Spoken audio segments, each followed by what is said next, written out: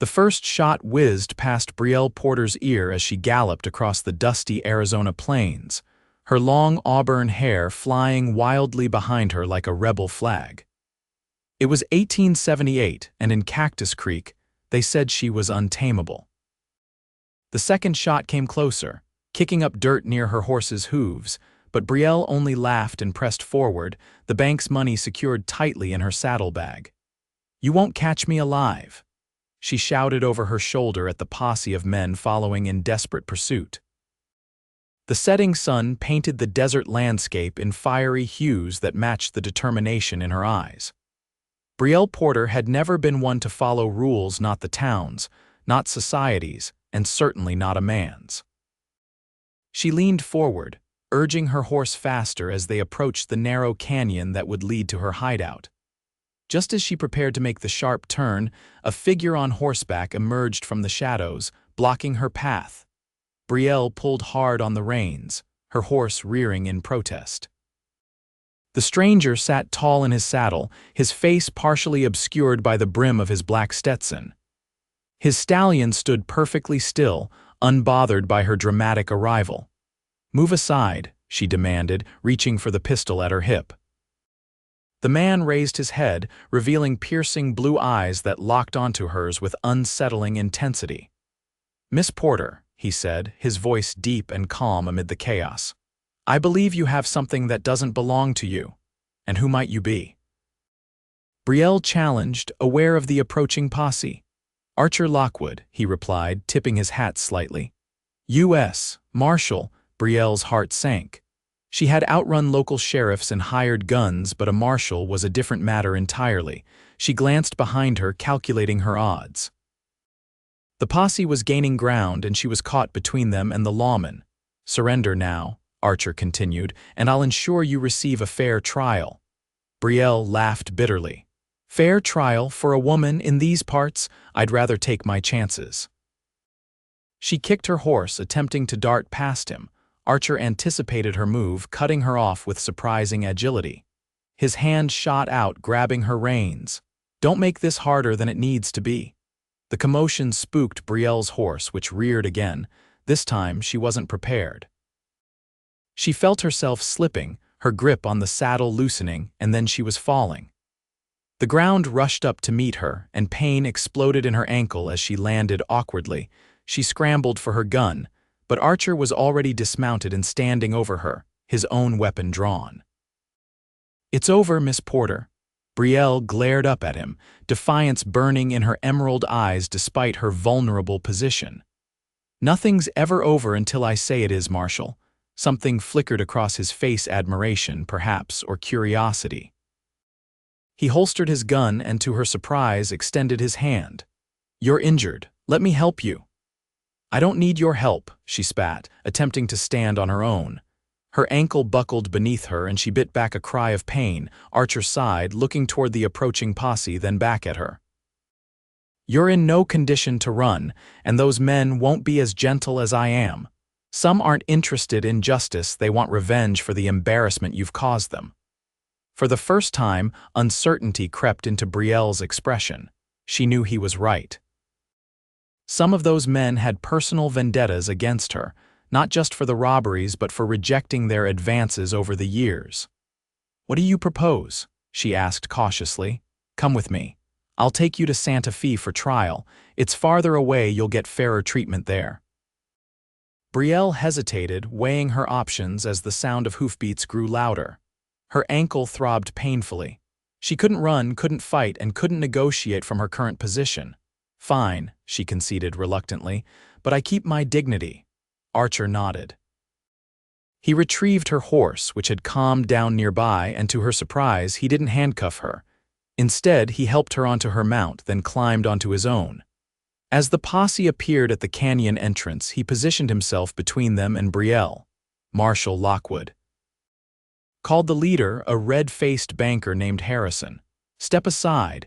That woman has stolen from half the businesses in Cactus Creek.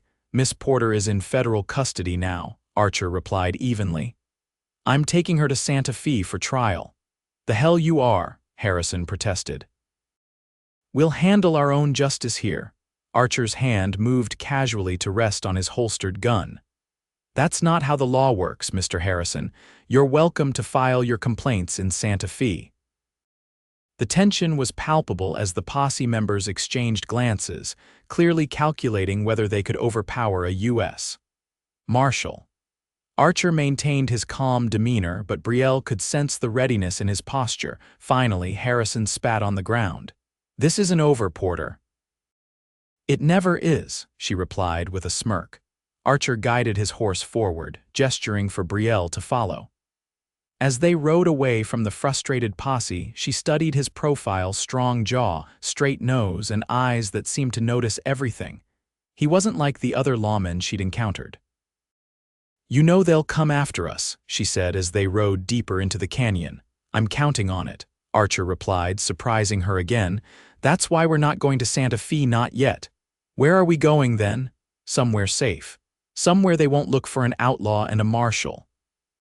He glanced at her ankle. "Somewhere we can tend to that injury before it gets worse." As night fell, they made camp in a hidden alcove beneath an overhanging cliff. Archer built a small, smokeless fire and examined Brielle's ankle by its light. "It's not broken," he declared after gentle probing that still made her wince. "Just a bad sprain. You're lucky." "Lucky would be not getting caught at all," she muttered. His eyes met hers across the fire. "Why do you do it, Miss Porter? The robberies, the chase, the risk." Brielle stared into the flames, debating whether to answer honestly. Something about this man made her want to tell the truth. "Freedom," she finally said. "In this world, a woman has two choices: be owned by her father or be owned by her husband. I chose a third option.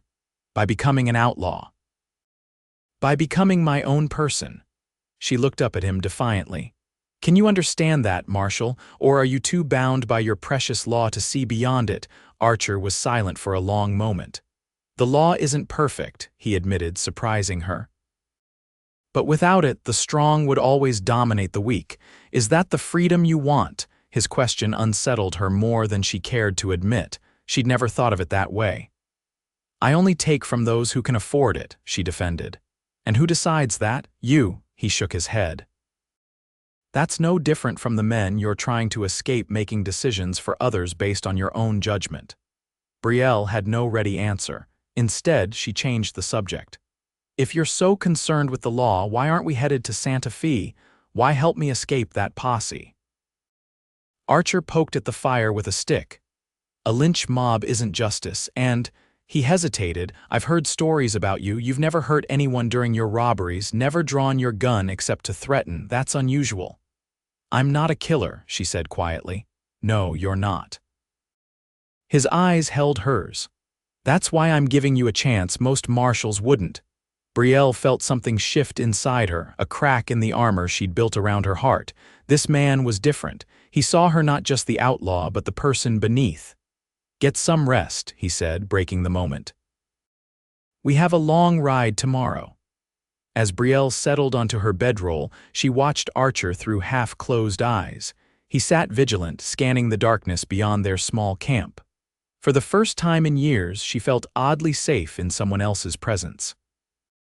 Morning brought clear skies and the distant sound of horses.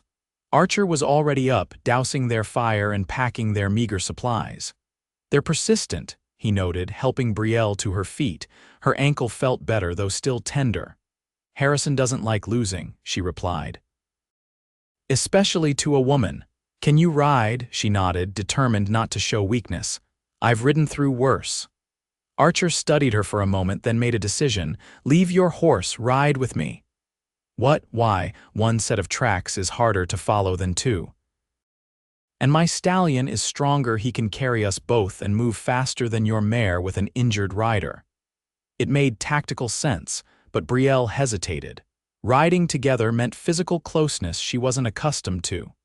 However, the sound of approaching riders made the decision for her. "Fine," she conceded. Archer helped her onto his horse, then mounted behind her. His arms came around her to take the reins, his chest pressed against her back. The unexpected intimacy made her breath catch. They rode hard through winding canyons and across open plains, Archer demonstrating an impressive knowledge of the terrain. By midday, there was no sign of pursuit, but he remained cautious, choosing paths that would be difficult to track. "Where did you learn to ride like this?" Brielle asked during a brief rest. "I was a scout during the war," he replied. "Learned to move unseen through hostile territory. The war changed everything, didn't it?" she mused. "Left so many broken pieces." Archer nodded. "Is that what happened to you? The war broke something." Brielle stiffened. "My story isn't for sharing, Marshal." "Archer," he corrected. "If we're going to outrun those men together, you might as well use my name." She glanced over her shoulder at him, their faces unexpectedly close. "Archer," she repeated softly. They continued riding through the afternoon, eventually reaching a small cabin nestled in a grove of cottonwoods beside a creek. It appeared abandoned but well-maintained. "What is this place?" Brielle asked as Archer helped her dismount. "Mine," he replied simply. "A refuge when I need to disappear for a while." "A marshal who needs to disappear," she raised an eyebrow. "Now that's interesting. Even lawmen need sanctuary sometimes." He unlocked the cabin door and led her inside. The interior was sparse but comfortable: a table and chairs, a small stove, a bed in one corner, and shelves stocked with supplies. Archer lit a lamp, illuminating the tidy space. "Make yourself comfortable," he said. "I'll tend to the horse and bring in our things." When he returned, Brielle was examining a shelf of books, an unexpected treasure in a frontier cabin. "You read Shakespeare?" she asked, surprised. Archer shrugged, somewhat self-conscious. "Helps pass the long nights." "My father had a collection," she admitted. "Before he lost everything after the war." It was the first personal detail she'd shared, and Archer recognized it as such. He didn't press for more. Instead, he busied himself preparing a simple meal from his supplies while Brielle continued exploring the cabin. As they ate by lamplight, the conversation flowed more easily. Archer told stories of his scouting days, and Brielle shared tales of the places she'd seen in her years of wandering. They carefully avoided talk of her crimes or his duty to arrest her, existing momentarily in a strange, neutral territory of their own making. "You're not what I expected," Brielle finally said, studying him across the table. "What did you expect? Someone rigid, unbending, cruel, maybe." She twisted a strand of hair around her finger. "The lawmen I've met don't usually see shades of gray." "And you're not what I expected either," he countered. "The stories paint you as reckless and cold-hearted. Perhaps we're both more than the stories they tell about us." Their eyes held across the table, something unspoken passing between them. Archer was the first to look away, clearing his throat. "You should take the bed. I'll sleep by the fire." Brielle didn't argue, suddenly aware of how exhausted she felt. The events of the past 2 days, the chase, the injury, the escape, had drained her more than she realized. She limped to the bed, settling onto the surprisingly comfortable mattress. As she drifted towards sleep, she watched Archer prepare his bedroll near the stove. "Why are you helping me?"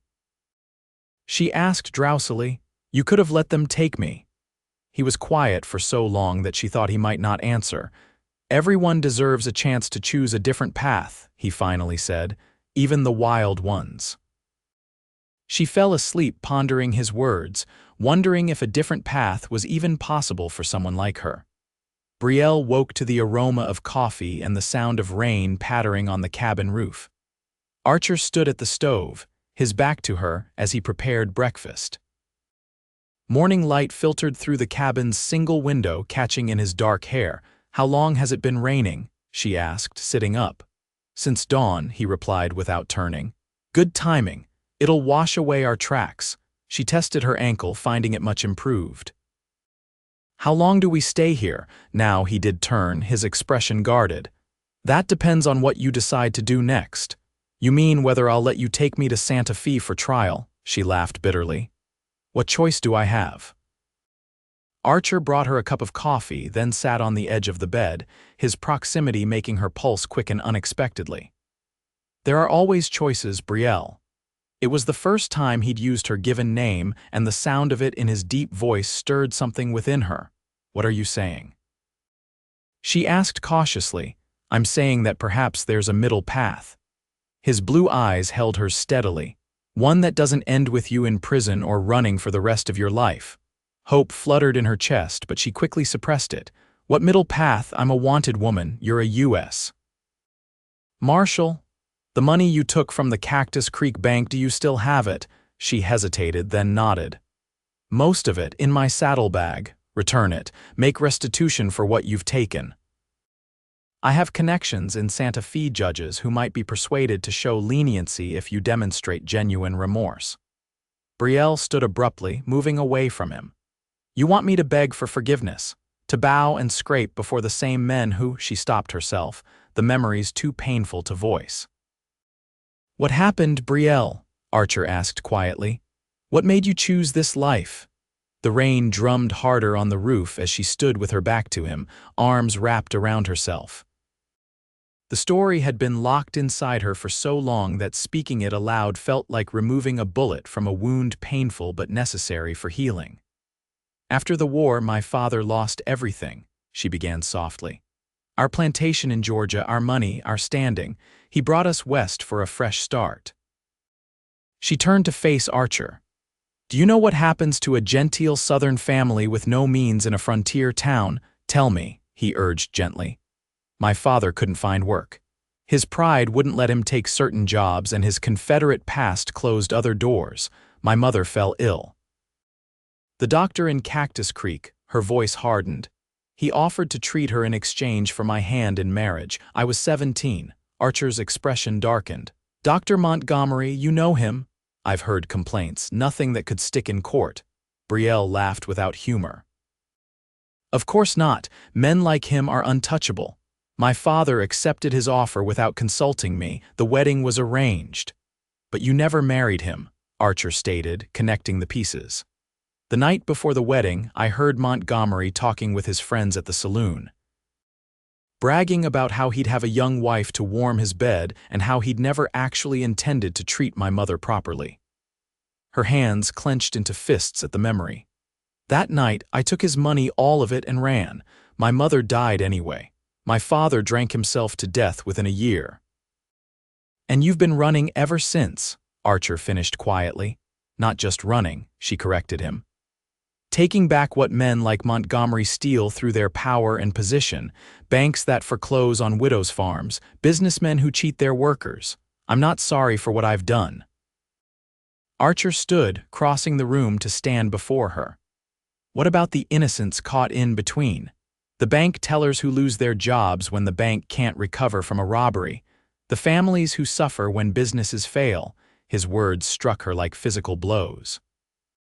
She'd never considered those consequences. I didn't think, no, he said gently. We often don't see beyond our own pain. Brielle felt tears threatening for the first time in years. She turned away, unwilling to let him see her vulnerability. His hand on her shoulder stopped her. Your cause isn't wrong, Brielle. It's your methods that need changing. She looked up at him, confused. What do you mean? There are legal ways to fight injustice, ways that don't harm innocent bystanders. His eyes held a passion that matched her own. I became a marshal not just to enforce the law, but to ensure it's applied fairly. That's not always easy in these territories. The law hasn't been fair to women like me, she argued, though with less conviction than before. Then help change it, he challenged. Fight the real battle instead of just the symptoms.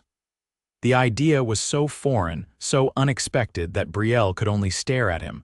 Fight within the system rather than against it. Was such a thing even possible? The moment was interrupted by the sound of horses approaching, multiple riders moving fast despite the rain. Archer moved to the window, peering out cautiously. 4 men, he reported grimly. Harrison is leading them. Brielle's heart raced. How did they find us? Someone must have seen us yesterday. He grabbed his gun belt, buckling it swiftly. They'll have the cabin surrounded in minutes. What do we do? For the first time, she looked to him for direction rather than planning her own escape. Archer assessed their options quickly.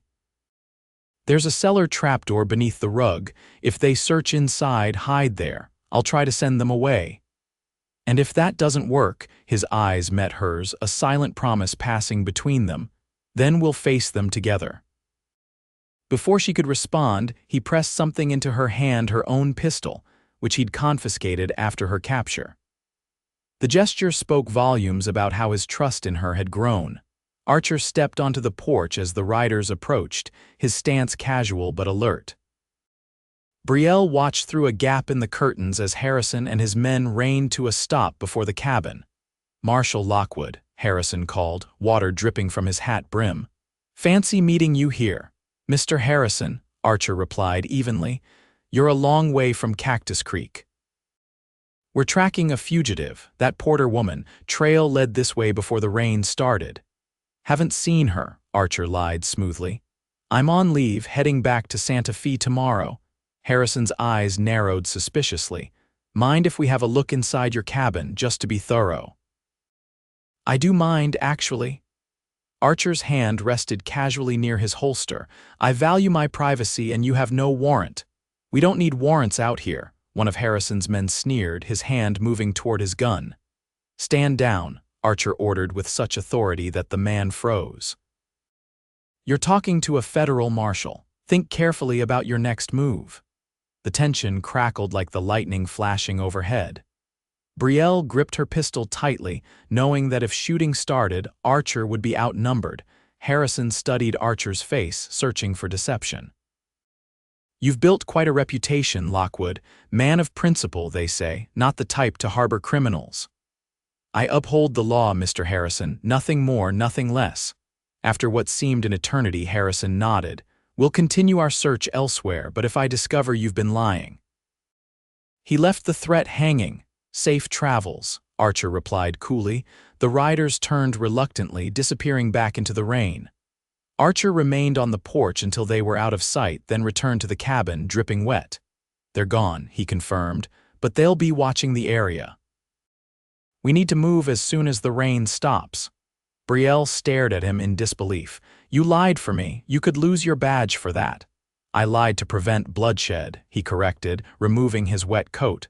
Harrison wasn't interested in justice. She handed him back his pistol, their fingers brushing in the exchange. "Why risk everything for someone like me?" Archer's gaze held hers, intense and unwavering. "Because I believe people can change when given the right reason." The air between them seemed to vibrate with unspoken possibilities. Brielle stepped closer, drawn by a force she couldn't name. "And what might be the right reason?" His hand rose to gently brush a strand of hair from her face. "Something worth fighting for, something worth staying for." The distance between them vanished as his lips found hers, tentative at first, then with growing certainty. Brielle melted into the kiss, her arms sliding around his neck as years of loneliness and running dissolved in the warmth of his embrace. When they finally parted, breathless and trembling, Archer rested his forehead against hers. "I've been chasing you for months," he confessed. "Reading reports following your trail, I thought I knew who you were before I ever saw your face. And now," she whispered, "now I know the woman behind the stories. The woman too wild to be tamed, but perhaps wild enough to choose her own path." By evening, the rain had stopped, and they had formed a plan. They would return to Santa Fe together, where Brielle would return the money she'd stolen from the Cactus Creek Bank. Archer would speak to the judge on her behalf, arguing for leniency based on her willingness to make amends.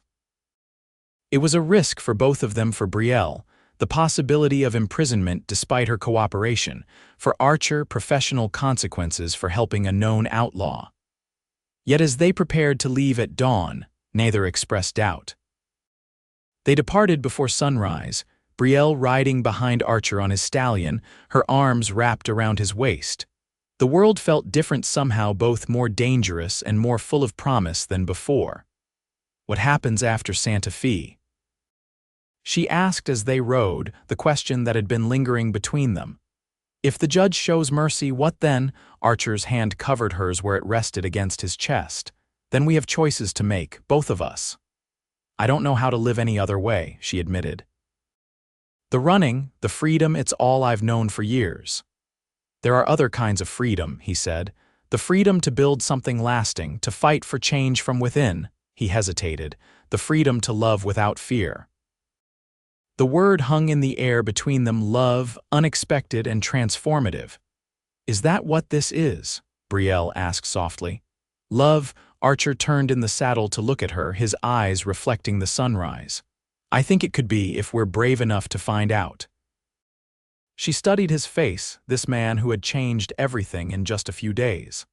I'm not easily tamed, Archer Lockwood. He smiled, a genuine smile that transformed his serious features. I wouldn't want you any other way, Brielle Porter. The world needs your wildness, just channeled toward a different fight. Their journey to Santa Fe took 3 days, during which they avoided towns and traveled circuitous routes to evade Harrison's men. They talked endlessly, sharing stories and dreams, discovering the people behind their carefully constructed facades. By the time they reached Santa Fe, something profound had shifted between them. What had begun as captor and captive had transformed into partners, equals. And though neither had said the words aloud again, two people falling deeply in love. The meeting with the judge was tense but ultimately successful. Judge Williams, an old friend of Archer's, was impressed by Brielle's willingness to return her stolen funds and by her eloquent explanation of the circumstances that had driven her to crime. The law must be upheld, the judge declared, but justice must also be tempered with mercy. He sentenced Brielle to 6 months of service working in the territorial governor's office, helping to draft legislation protecting women's property, rights, a fitting use of her intelligence and passion. When they emerged from the courthouse, Brielle felt lighter than she had in years. 6 months, she marveled, and then a clean slate. A new beginning, Archer agreed, taking her hand in his, if that's what you want. She looked up at him, this honorable man who had seen her at her worst and still believed in her best. What I want, she said slowly, is to stop running. To find out what it means to stay in one place, with one person. Archer's smile was like the sun breaking through clouds. I was hoping you might say that. 6 months later, as spring bloomed across the New Mexico territory, Brielle completed her service with the governor's office.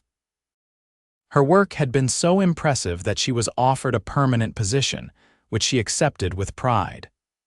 The skills she had used for robbery, quick thinking, courage, understanding of human nature proved equally valuable in fighting for legal reform. Archer continued his work as a marshal, but with a new perspective, focusing particularly on cases involving exploitation of the vulnerable. Their evenings were spent in the small house they had purchased together on the outskirts of Santa Fe, planning their shared future. On her first day of freedom, Archer took her riding in the hills above the city.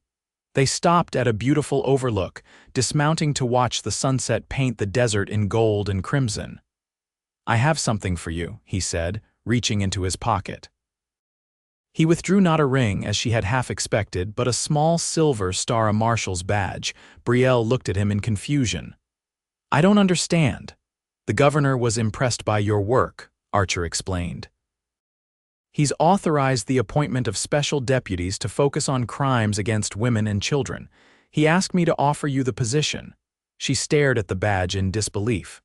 Me, a lawwoman, who better to understand both sides of justice. Archer's eyes shone with pride. You'd be the first female deputy marshal in the territory, perhaps in the whole country. Is this legal? She asked, stunned. There's no law against it, not yet anyway, he grinned. Sometimes the system needs to be challenged from within. Brielle took the badge, its weight substantial in her palm. From outlaw to deputy, she mused. What would they say in Cactus Creek?